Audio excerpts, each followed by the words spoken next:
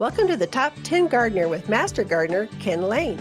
Gardening can be challenging, but with Ken's tips, tricks, and top 10 advice, you'll reap huge rewards. Now, welcome your garden host, Ken Lain. And welcome to this week's edition of The Mountain Gardener. Your host, Ken Lain, here every week talking about the landscapes of northern Arizona. In January, we're wrapping this thing up. We're 1 month into the season, the spring planting season. It's virtually here. There are a couple things you should feel angst about. You should feel anxious. You should want to kind of prepare getting things ready. And one is soil preparation. The other is pruning. I mean, you need to get these things are kind of in the way. So during nice days, there's time. But when you got a nice day, go out there and enjoy the fresh air, enjoy the sunshine, and get your gardens ready. Because planting season is March 1. You start with potatoes and garlics and onions. Some of you at the lower elevations, you're at the end of February. We're basically a month out before we start. We're already starting to get like the 2024, their seed are here, freshly tested. They're 90% plus germination rate, very good quality seed. They're just here. So it's just starting the 2024 pottery. It's here. The things are happening at the garden center. The fruit trees show up this week. So that's this year, spring crop will show up. So you're here. One thing that I've kind of completed this week, soil preparation. You really do want to get your soil ready ahead of time. You want to load it up with organics and manures. And I'll share what I've done in my gardens. You know, my name's Ken. We're just friends over the airwaves, and we're talking gardening. This is working in my backyard. I think it'll work in yours as well. So a couple things. We'll show you how to do that. But you want to get your soils ready because you're going to load them up with lots of organic material. Sometimes that makes your gardens, the soil hot, or it has too much nitrogen. It can burn brand new seedlings. And so you want to have it settle, kind of let it just even out for a few weeks before you go plant. That's why you want to start, March 1, I want to back up about a month and start my soil prep there. I want to start my seedlings before the March 1. So if you're going to plant broccoli, cauliflower, spinach, lettuce, all those early spring vegetables, you want to start those several weeks before you're putting them out in the garden. I know the frost dates. Yeah, but Ken, all my neighbors say don't plant before Mother's Day. Well, those aren't gardeners. Those are yardners, what I call them. They're backyard folks that are out there only when the weather is perfect.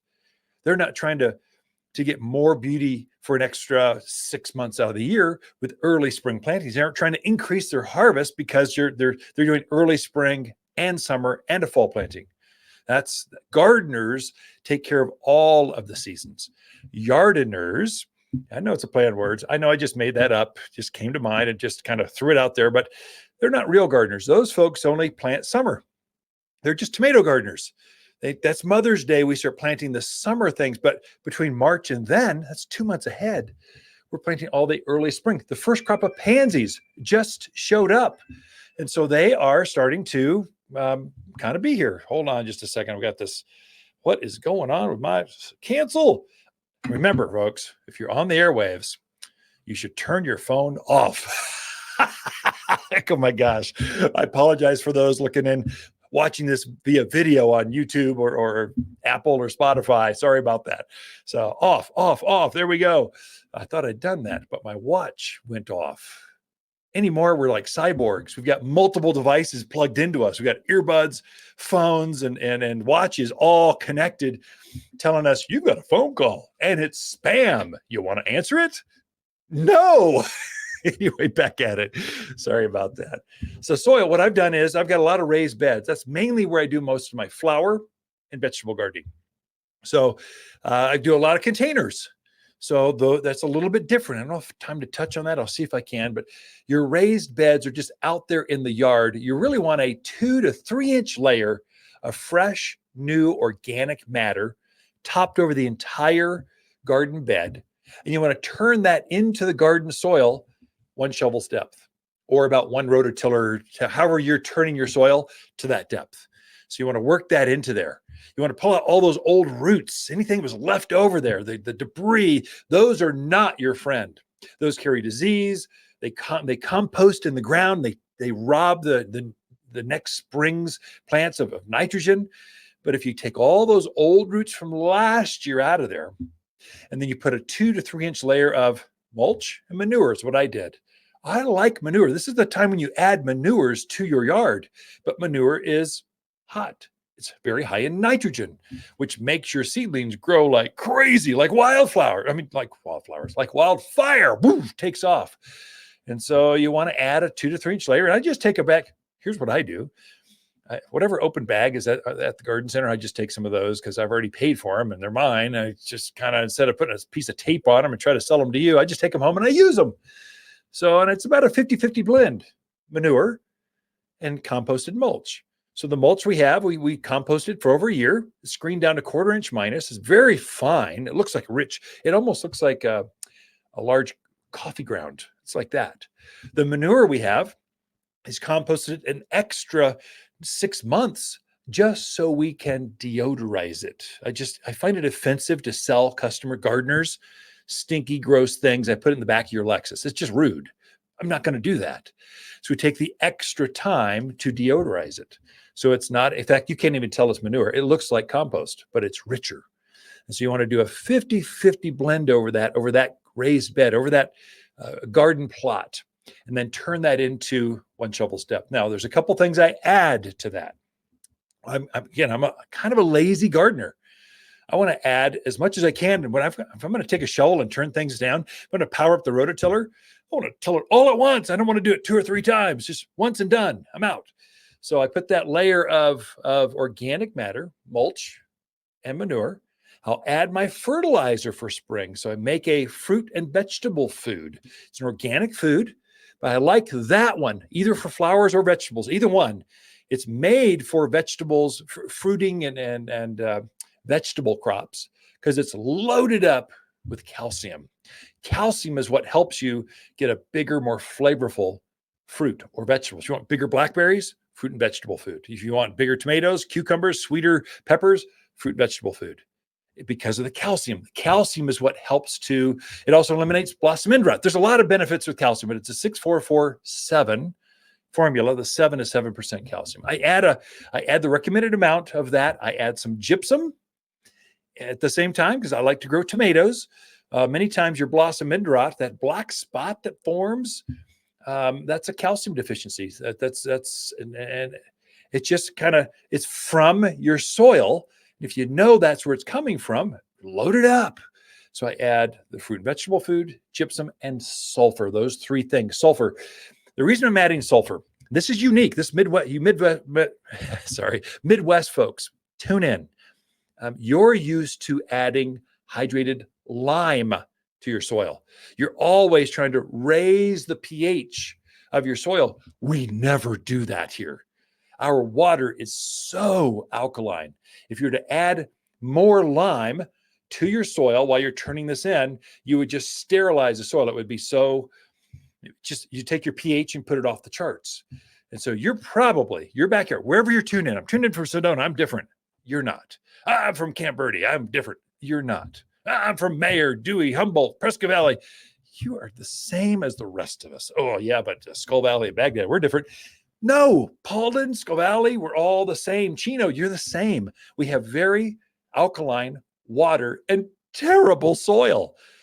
So you got to help plants with this. So you got to change the texture by adding some organic matter, and you need to change the chemistry by lowering the pH. Sulfur lowers that pH. If you put your mulch, your manure, your food, fruit and vegetable food, I like that one specifically made for here. It's pelletized. It just works right in. Sulfur, gypsum, you are going to have a magical, unbelievable harvest. Just so many tomatoes, you're going to bring them into the garden center to garden class and just give them away because you can't deal with all. There's so many off of 3 plants. You got to be kidding me. It's going to be that kind of, so many cucumbers. So many folks complain about their cucumbers and eggplants. They just don't form well. Well, that's the reason. The nutrients are not quite heavy enough. Turn that in 1 shovel's depth. Let it set for a few weeks. Pray for snow and rain. Kind of have that soil kind of settle and percolate. You're going to be ready to plant potatoes, garlic, onions, cauliflower, lettuce, broccoli, starting in March. Hi, Lisa here with the plants of the week and our Arizona Gold Euonymus.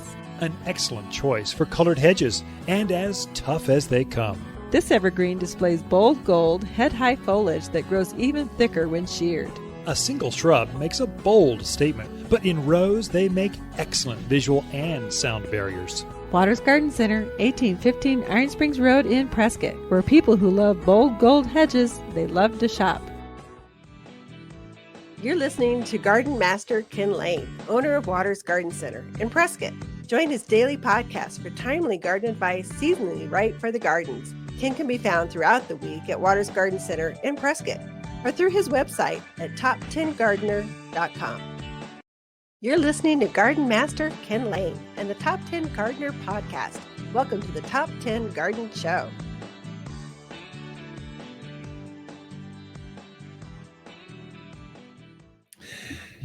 And we are back with my special guest. She comes, well, every week, not a guest, just cohort. Just special. Co-host, my special wife. Comes in each week. Just shares garden questions. Just what are people talking about out in the gardens?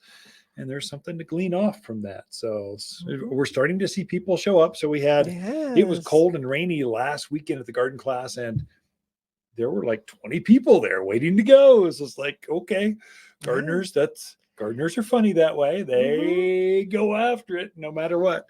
So welcome to the studio. Thank you. Good to be here. How good?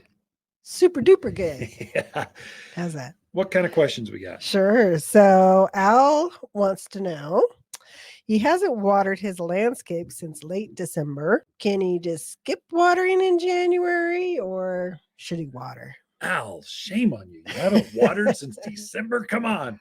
And really, you should water your plants 2 inches per week, per month. Sorry. So give it a deep soak. 1 inch of water will penetrate about 6 inches of soil. That's where most of the roots are, maybe a little deeper if you could. So you want that water pushed down pretty far. So it seems like we've had some moisture, but we haven't had any really. I mean, the ground is bone dry. So the dry washes are not running. So the ground is absorbing all of it and holding it. So if anything, that moisture we've had, the couple times we've seen moisture, all it did was keep you from having, it provided one more day of watering before you had to water it again. It really didn't hydrate your plants at all. Right. So they're desperate. They need moisture. I'd get out there with a hose. I mean, just get a bucket, something, especially your new plants. I'm not talking about big 20, 30-foot Colorado spruce with roots all over the ground, all over the gardens. I'm talking about that new Vanderwolf pine, that new lilac, that new hedgerow, that new privacy screen. If you want those things to really grow for you next, March, you should hydrate those. Don't let the tips dry out. Don't let the roots dry out. Keep them hydrated. So what we tell folks is water 2 times per month through winter. Pick a nice day and just water them midday. And it's a deep soak. It's as though you're watering your plants in the heat of June and it's 95 degrees out. It's just blistering hot. Water it like that. But then you're not doing it for another 2 weeks. Right. If we get moisture, and I mean intense, crazy, I haven't been outside for 3 days kind of moisture, not, there's a cloud in the sky. I feel like I'm wet now, not Arizona dry. I'm talking like real moisture, like raining dry. Then you can cut one of those out at least once a month, one time at least, no matter what. Really, it should be twice. You should water twice. So Al, get out there, water your plants. Definitely right now, because a lot of your plants they're getting ready to set for their new growth. Lilacs are setting buds, forsythia, all those things that, especially spring bloomers, if they don't get that moisture, you're not going to get the big blooms like you want. If a lilac dries out and it goes through a real cold cycle, it will sacrifice the flowers of spring to keep the heart or the mother plant or the core of that plant alive. Same with your fruit trees, same with your spring blooming trees, same with so you really want to protect them. And as they're budding up, if you take a close look, walk your yard and look at your plants, they are preparing for spring. They're actively swelling those growths. So while they're doing that, they're taking more moisture. So Right. you'll need to protect them a little more. Once they start to bloom, now it really becomes critical, because plants, once they're in bloom, they're using more moisture because they're evaporating or sweating out moisture out of those flowers or out of those fruits. And so protect them. So Yep. anyway, Yes. don't mean to scare you, just in 2 months. It's too long. You need to water. Yeah. I know, speaking of things starting to set buds, I noticed our neighbor's winter jasmine across the street Isn't that pretty? is starting to bloom. A real pretty bloom. Very nice. All right. Danny said his neighbor recommended applying something to his Vanderwolf and blue spruces to help with the color. He wants to know what that is and when it should be applied. So, Danny, great question. I'm glad that neighbors are helping. That's gardeners. They like to help each other. So you start talking, wow, how do your plants, how do your Colorado spruce look so good? Mine don't look that good. And we just start sharing. Mm-hmm. So there's 2 things. One, fertilize them right now with all-purpose plant food. That's a 744 natural organic fertilizer. It's granular. Sprinkle it out there. It's got a lot of sulfur in it. It'll lower the pH. It's made with cottonseed meal, lowers the pH, makes it more acidic. So your evergreens that you just mentioned, they like acidity. They want the ground to be acid loving. So that will do that. It'll also increase the bud size. If you look on the tips, you're seeing this little tiny button on the end. That's going to be the elongated growth. That's spruce, pine, fir, cedar, cypress, all your evergreens, your conifers. They're going to have that. But what your neighbor specifically is talking about is aluminum sulfate. Aluminum is plants pick up aluminum out of the soil, and that's what creates that intense blue. So if you got Arizona cypress that are crazy blue, they've got a lot of aluminum. Colorado spruce, a lot of blue. That's aluminum. Or your Vanderwolf pines. Vanderwolves have that blue on the top side, white on the bottom. It'll bring out that intensity. So it almost, if you give it enough, if you do those 2 things, all-purpose plant food and aluminum sulfate, they'll almost glow in the dark after they start to grow for spring. They'll come out and go, whoa, that's pretty cool.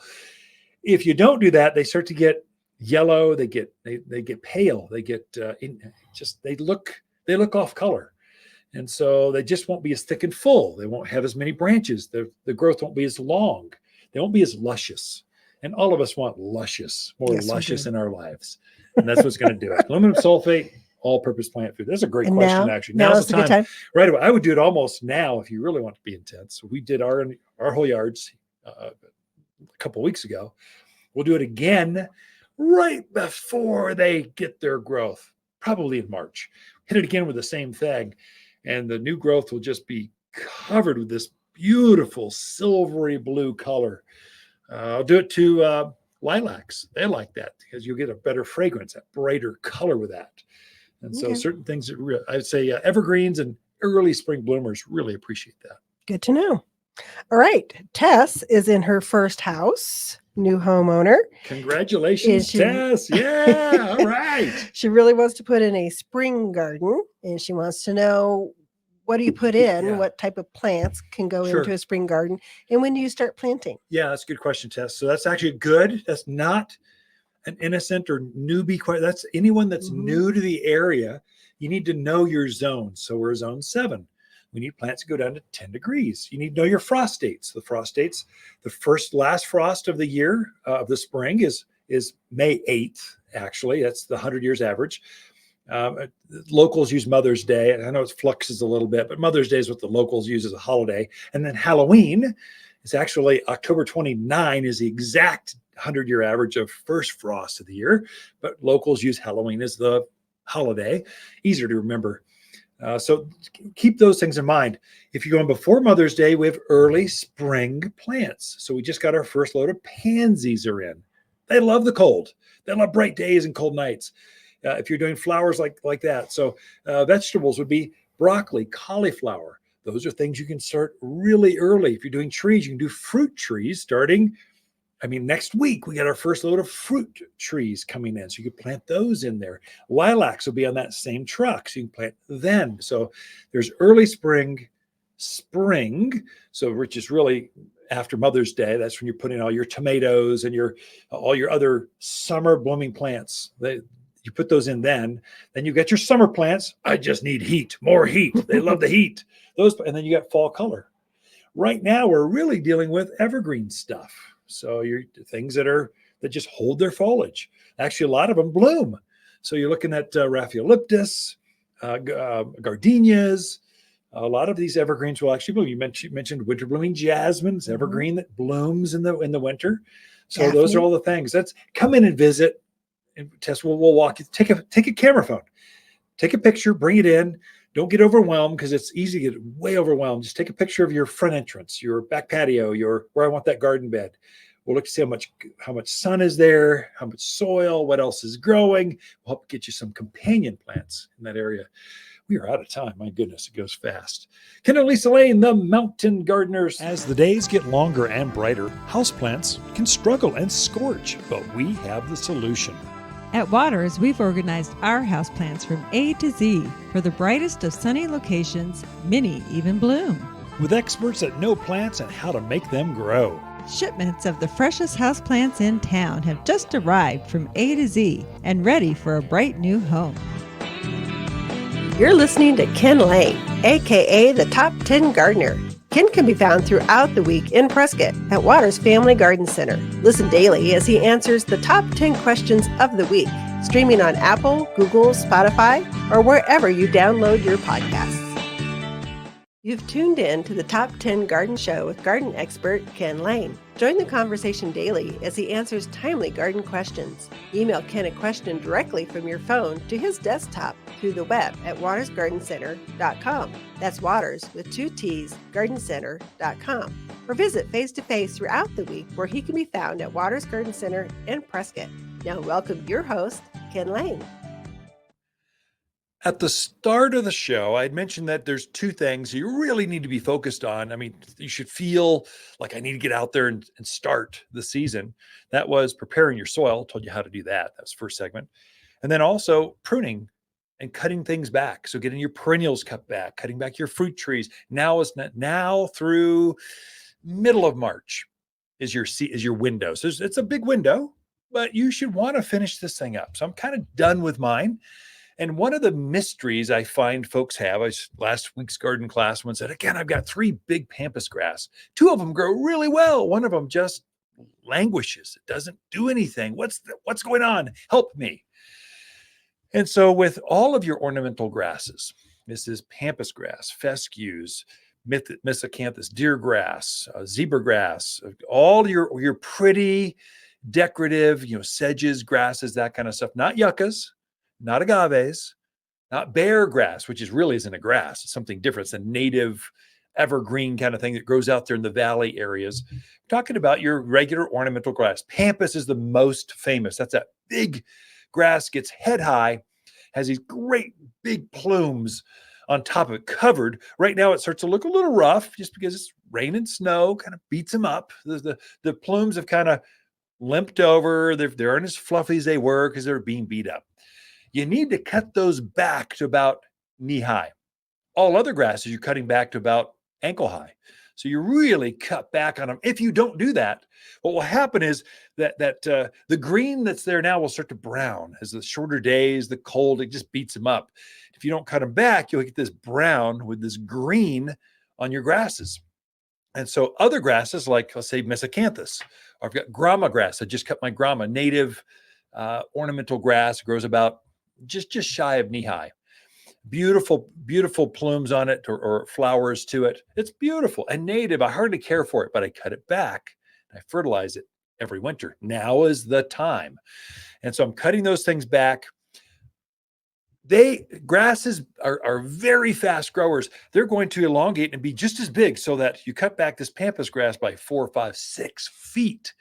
It's going to grow that much again this coming season. I mean, really quickly, starting in March, grasses start to grow. In fact, some of them I started to see some green shoots coming up. And so they're waiting to take off.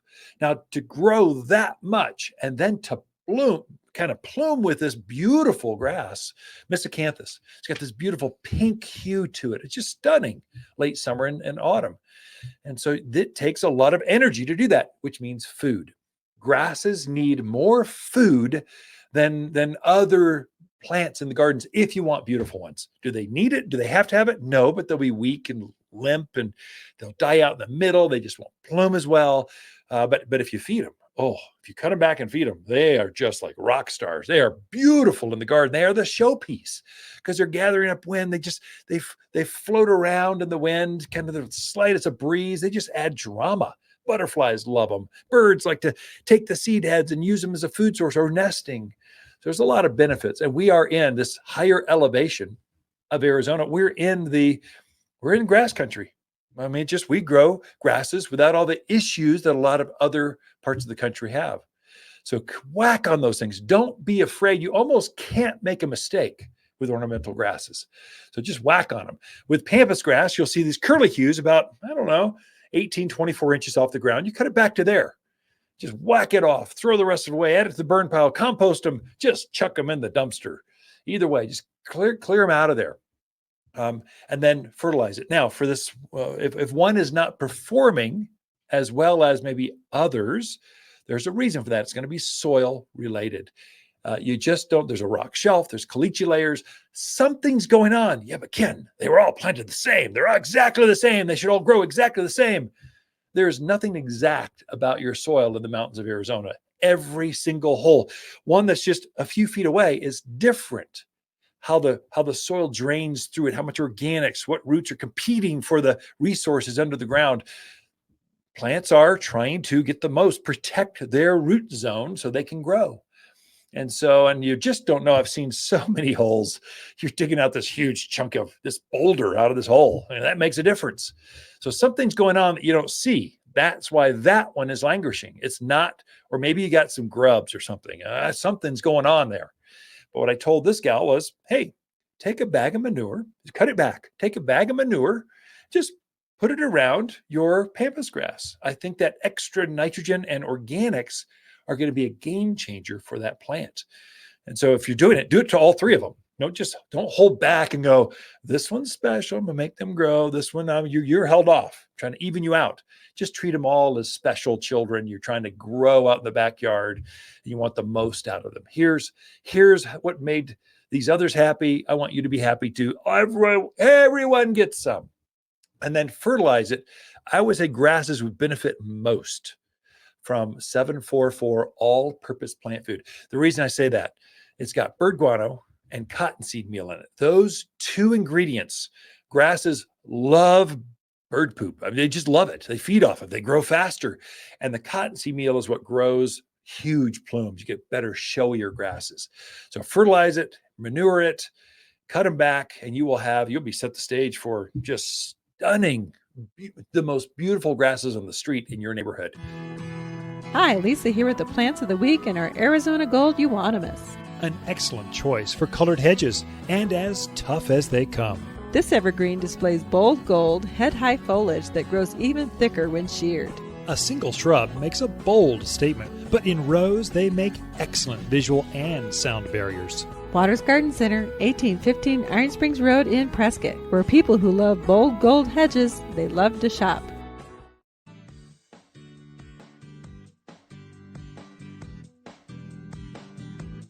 The Top 10 Gardener, your source for timely garden advice, seasonally correct for the garden, guaranteed to make a difference in your yard this season.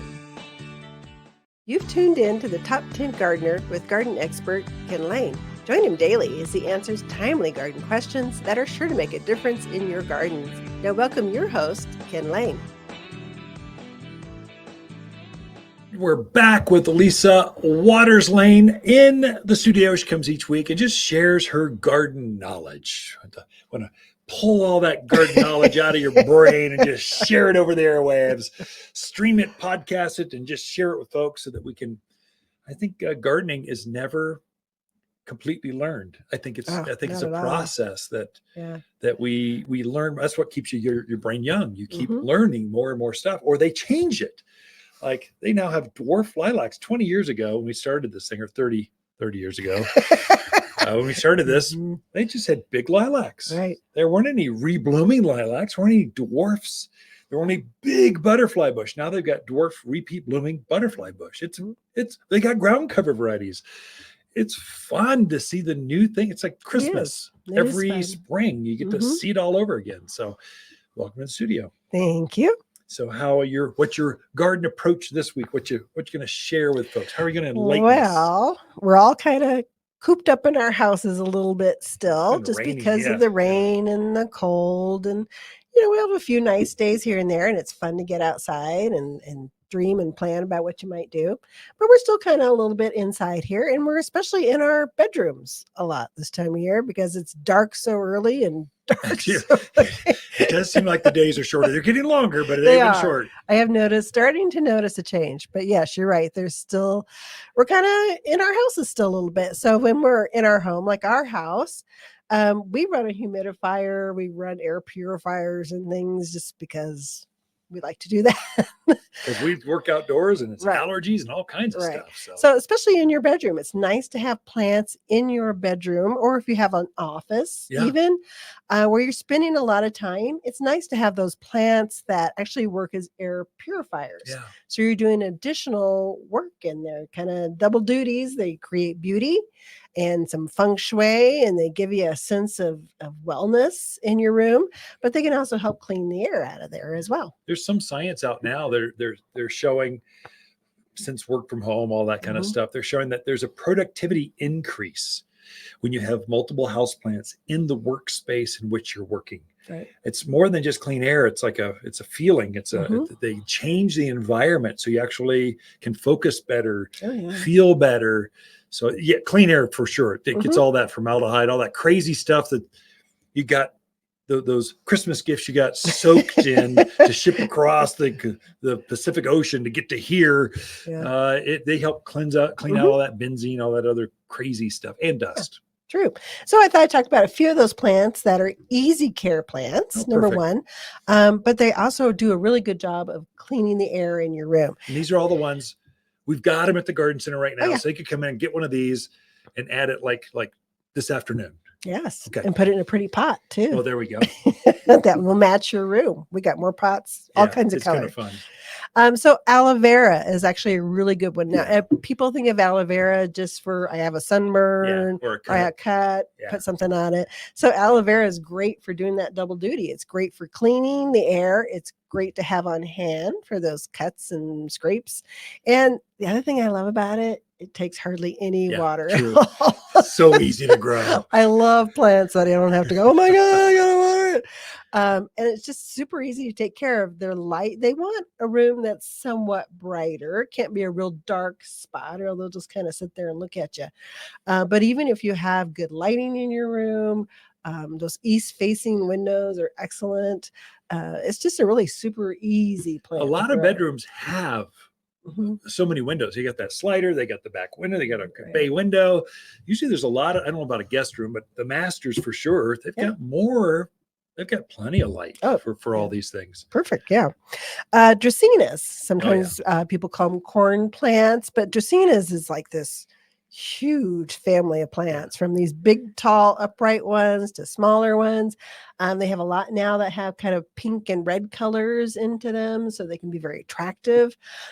Just a super easy plant to grow. There again, it can take even a lower light room and a brighter room, so it's very versatile, flexible. And it just, they don't need a lot of water either, usually about every 2 weeks or so on those guys. So I just love it when I don't have to constantly worry about them, and they just kind of take care of themselves, and they're very happy to grow. So a lot of new colors. I would definitely check those. It's not your grandmother's corn plant. So many fun house plants anymore. It's exciting. English ivy. So if you're looking for one to kind of drape down, maybe put it on a stand or a dresser, or they just kind of drape down. The other thing you can do with them is get a topiary form, and grow them on that form. Super fast growing, easy to grow. There again, they can take a dark room, they can take a light room. They don't care. They'll just grow wherever. But you can have fun with those and kind of put them on topiaries or let them drape down. Ivy are one of those that are notorious for sucking out bad improving air quality. They take bad stuff out of the air and they pump out oxygen. Mhm. They're famous for that. And Right. there's some NASA Mhm. science experiments and stuff they play with, but Yeah. it's really good. The one thing about an ivy is don't overwater it. Yeah. It's one of those plants that really just does not like to sit wet. So you do have to They be a little actually careful pull with moisture out of the air. Mhm. So especially a humidifier, you might not have to water an ivy because they're kind of like an orchid that way, or bromeliad. that. That's true. So another one that everybody loves, it's the Martha Stewart tree. Yeah. You know what I'm talking about? Fiddly leaf fig. Is that the Fiddly one? leaf fig. Yeah, I could have said Yeah. that's Everyone got calls all it the the styles. Martha Stewart tree. And Yeah. it's a beautiful, it has a very large leaf that looks like a fiddle, hence the name fiddle leaf fig. Bright green, especially if you've got a lot of space in your room, they're It's a big great plant. to put in because they want to get big. They want to really take over. But it works because it has that great big leaf. It is tremendous at cleaning your air, purifying your air. It's just a super plant to grow. It likes moderation in all things. Yeah. Moderate light, moderate water, moderate temperature. So if you go too overboard on one of those things, you're not going to have a real happy plant. But hey, moderation is good practice, right? It is moderation January, so why not? Or it is. I didn't know that. Oops. Made that up. Sure. Made up another word early. Yardner. I made that one up. So this is the show of making up words. We're going to Seuss the whole thing. You are the king of making up words. That's for sure. Peace lily, otherwise known as spathiphyllum. Yeah. Another one with real big leaves to it. Likes a darker room or a lighter room. Very versatile in that way. The thing I like about a peace lily is it takes the guess out of when you need to water, because the peace lily will just go, oh my God, I need water. Very talkative. And then you water them and they're like, oh, okay, I'm happy again. So if you're one of those people that do I water it? Do I not water it? A peace lily will tell you when you need to water it. Actually, it's a good canary. Put it out there when it starts to droop. Water all the houseplants in that room. They're probably going to need it at the same time. Or not. Yeah. A moisture meter. Get a moisture meter. There you go. Moisture meter. That will save you $10 tool that so much takes grief. all the stress out. Yes, definitely. But peace lily is really pretty. They also put off a white bloom to them, which is very attractive. Philodendrons. Now, philodendrons are kind of like dracaenas. There are a bazillion in the family, from big leaves to little leaves to draping to upright. I'm certain we have one that you will love. And I've got a lot of philodendrons in the house like because one. they're so easy to grow. Easy to grow, and they're exotic. So you can get them with pinks and whites and all kinds of stuff. Yeah, I've got the pink princess and I think the white knight, I think, or two that I'm actually doing really well with right now. My pink princess, I'm almost got to repot it. I got to get a new stake for it because it's one of those that needs a stake to grow up. You know where you can get one of those? I'll think about that. Maybe just come to work and take one home. Come to work. You're asking a lot. But philodendrons, definitely, you can get ones that drape over, ones that grow upright, just any kind you want there. Another one is the snake plant, otherwise known as the mother-in-law's tongue. That one is super easy to grow. There again, maybe once a month you're watering it. It can take a variety of light, from hardly any light to bright light. And other thing, I'm talking fast, is it doesn't have leaves that drop. So you're not kind of picking up leaves. So it's very clean. And the last one is the spider plant, also known as the airplane plant. You're out of time, my dear. Thank you very much. The house plants that are perfect for your bedroom. So Ken and Lisa Lain, the Mountain Garden. Not everyone can grow wildflowers, but we'll make sure you're not one of them. At Waters, we know which wildflowers sprout, thrive, and bloom with success. We're wild about wildflowers, with many of our own Arizona blends. Like our Arizona native mix, butterfly and hummingbird mixes, and all are big, bold, and beautiful. At Waters, we know wildflowers, and winter's a season to spread new seed. You're listening to garden expert Ken Lain, owner of Waters Garden Center in Prescott. Look for more tips, tricks, and garden shortcuts through Ken's website. Additional shows of this podcast, read his weekly garden column, or follow him on Facebook, Instagram at watersgardencenter.com. That's Waters with 2 T's, gardencenter.com. Welcome to the Top 10 Garden Show with Ken Lain. Listen to Ken's tips, tricks, and garden shortcuts guaranteed to make your gardens more beautiful than ever this year. Now welcome your host, Ken Lain. This weekend's garden class is on how to grow wildflowers. And the reason that we have a class every Saturday at 9:30, we have a class. The topics change. This weekend, it's how to grow wildflowers and why January is the best month to start wildflowers, or I'd say by the end of February. If you can get it in before Valentine's, perfect. And here's the reason why. It seems counterintuitive unless you're a gardener, but seed, this is a blended seed. So you get wildflower mixes or blends. So there's 10, 20 or more varieties of seed in each of our mixes. We custom make our mixes. So there's a butterfly, there's a deer and rabbit resistive, there's a Arizona, there's a native mix. And so there's only a poppy mix, just California poppies, only with more than just orange. It's got reds and yellows and pinks and whites. It's really pretty. The reason that you're putting them in January, these are wild seed. And so some of them are so light and fluffy, they float away. Some are so hard and crusty, they just have this shell that you just can't get through. And so these types of seed that are truly wild, they're truly native perennial types of seed. That is, they're going to come back and grow bigger and better every year. Many of these need to go through this freeze thaw cycle. They need to be frozen at night and then warm up during the day. And that scarifies or cracks open or breaks open some of these seed that are just so hard. They're designed to to be there for years if they need to, until the environment is just right. And so you're not going to wait till the environment's just right. You're going to force it because you're a gardener. I want wildflowers now. And so you get the soil ready. It's pretty easy. I'll tell you how. And then you put your seed down. You put some light mulch, some organic stuff to keep them protected from basically the birds. And that's how you do it. And you're doing that in the next, really, as the sooner the better. So the more they're exposed to this freeze and thaw, the better the harvest, the better the germination rate is going to be in your gardens. And so a few seed go a long way. So wildflower seeds are not like grass. So lawn type of grasses, you're putting very heavy, like 8 pounds per 100 square feet. It's some ridiculous thing. Wildflowers are ounces to the 100 feet. So it's like, they just go a long ways. And so one flower is going to come up and just take over. And they'll come up in waves. So they'll start growing at the end of February, March.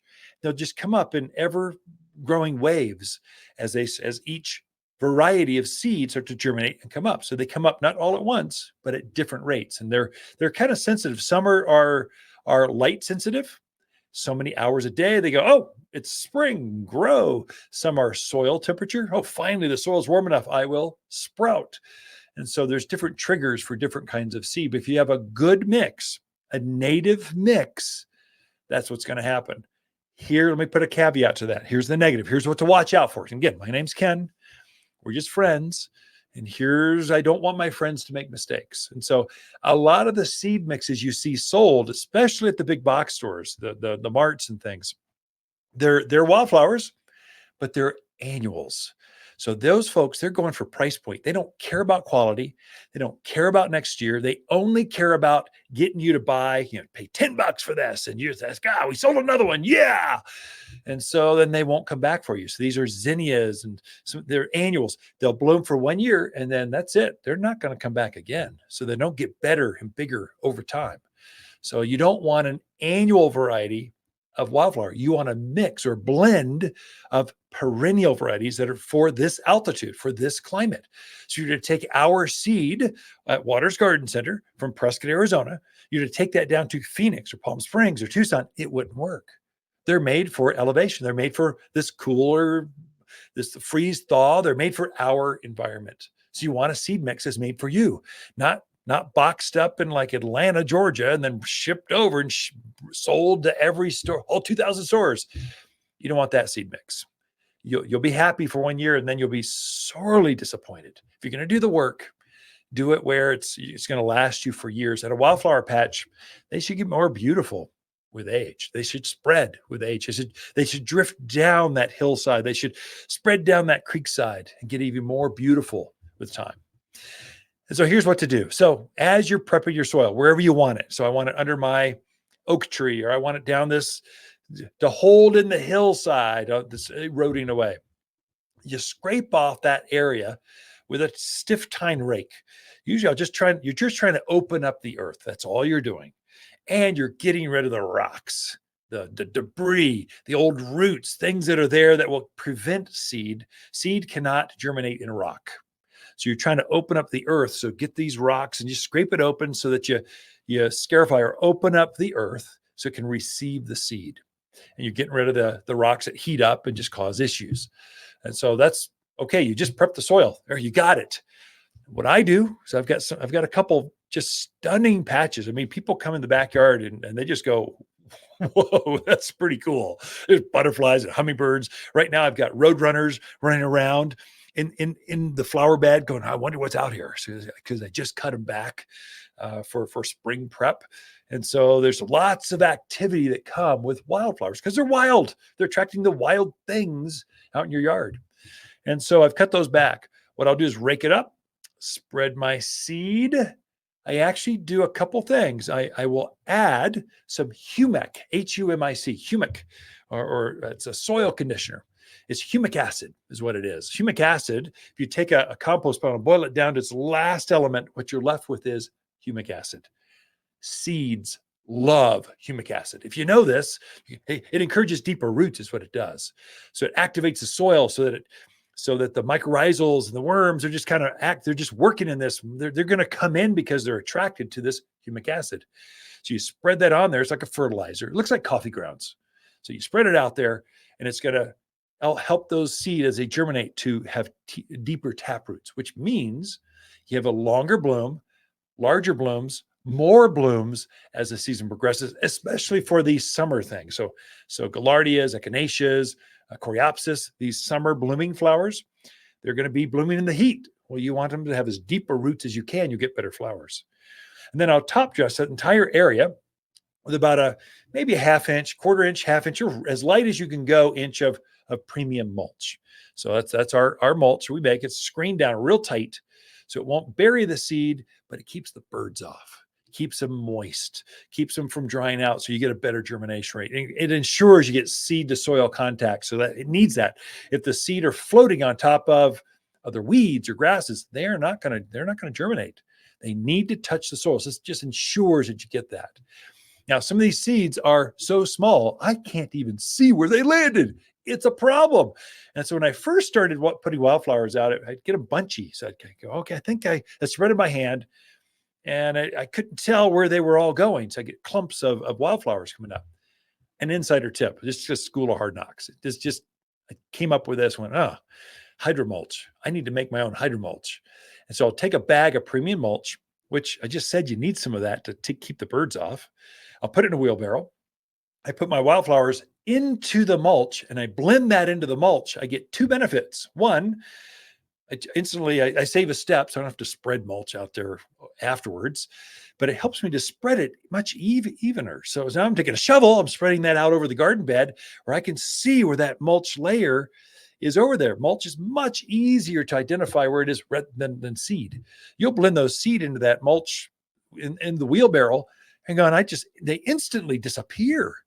And so this will help you to get a more even patch. I mean, it's a game changer. Why I didn't think of this earlier, I don't know. But now I recommend it in garden classes and to my friends over at Airwaves. It's a game changer. It really makes a difference. So summarize. Get a good seed mix. Get a native seed mix. If it's in a really pretty package, probably it's all annuals. If it's a cheap price, it's probably all annuals. In fact, they fill those packages up with annuals and top it off with vermiculite. It looks like seed, but it's not. It's just a trick to make it look cheaper. You want a good mix. Natives for your yard. Scrape open the earth with a stiff tine rake. Spread your seed out. Spread some humic over that.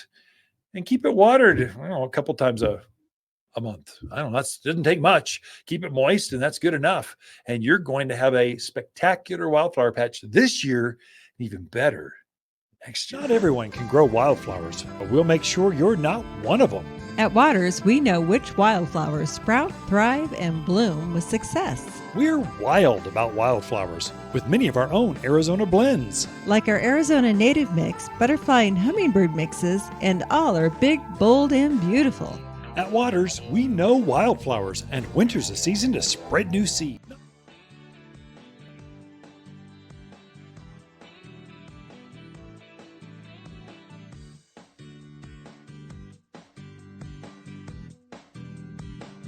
You're listening to garden expert Ken Lain. He can be found throughout the week at Waters Garden Center in Prescott.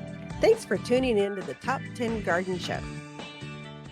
You've tuned in to the Top 10 Gardener with garden expert Ken Lain. Join him daily as he answers timely garden questions that are sure to make a difference in your gardens. Now welcome your host, Ken Lain. Something you need to watch. So if you're buying seed, either on the net or at a store or wherever, you really want to take a look at the date. So in the state of Arizona, we have to test seed to make sure their germination rate, they're going to, when you put them in the ground, they're going to take off. There's got to be certain specs. So they're well into the 90% level. So there's no duds in the seed. And then there's different grades of seed. They actually have computers, AI lasers are checking the size of the seed. And they actually grade them. There's grade A, grade B, and there's kind of leftover stuff. That's the 10 for $1 packages down over there. They sweep them off the floor and kind of, let's put them in a package, see if we can get rid of them. So you kind of want to check. But the main thing, the number one thing for my friends, you should check the date to make sure they're not left over from last year. They need to be tested. In fact, in Arizona, they need to be tested within 9 months of selling them. And there's special seed licenses we got to jump through.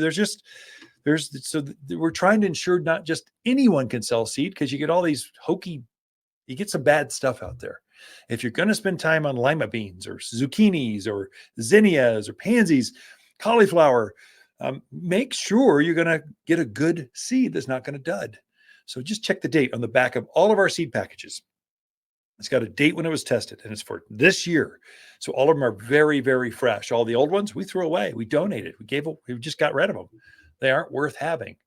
And so they're all fresh. So check that. So we're into this new year where it's going to carry over. You got last year's and this year's, and you'll be out there buying going, oh my gosh, why didn't these come up? It's because they were old seed. There's a vitality to them. I know you find, 5,000-year-old Egyptian tomb found seed and it germinated. That's freakishly rare. They had 100 seed and one came up. If you're going to take the energy and the time, you want them all to come up. In fact, on the back of our seed package, it tells you how many days before you can start planting it, how many days of germination. So it'll take 3 weeks to germinate this seed. On the inside, you open the package, it tells you how to plant it. So we've got seed packages that are really trying to help you be better gardeners. That and January is the houseplant. We just bulked up on houseplants. So we're starting to bring things in. So if you feel this void in your cavernous type of living room, you got 12-foot ceilings and the Christmas tree's gone and it doesn't feel the same, put a houseplant. There's lots of choices now. Big ones, small ones, trailing ones, upright ones, blooming ones. It's a good time to use houseplants. And then the coming classes. So every Saturday at 9:30, I'll just plug the classes. They're free. We want you to be better gardeners. And quite honestly, I don't have the ad budget that Depot and Lowe's and Walmart does. I've got personality. I've got expertise. I got a staff that's unbelievable. I got better plants. And we're giving that advice. So, honestly, it's a marketing ploy. We want you to come and learn how to garden. And so when that garden trigger goes off, you're going, I want to garden this weekend. You're just already going to Waters Garden Center because we've already taught you a couple things and you've been inspired by a few of the plants and you see a pretty blue pot and you just know where you want to go. So we want to be your garden center when it finally takes off. So it's marketing. It's just good community service. One of our goals is to make our community more beautiful. That's actually a core value.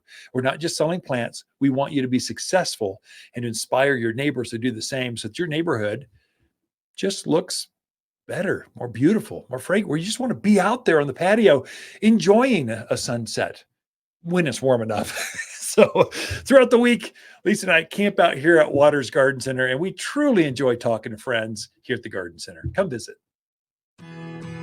Hi, Lisa here with the plants of the week and our Arizona Gold Euonymus. An excellent choice for colored hedges, and as tough as they come. This evergreen displays bold gold, head-high foliage that grows even thicker when sheared.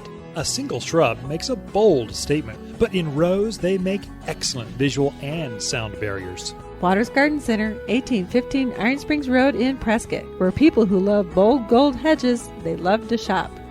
If you want a more fruitful garden, increased success in landscape that just feels better, then tune in daily to the Top 10 Garden Podcast. Years of tips, tricks, and garden shortcuts are guaranteed to make your gardens nicer than ever.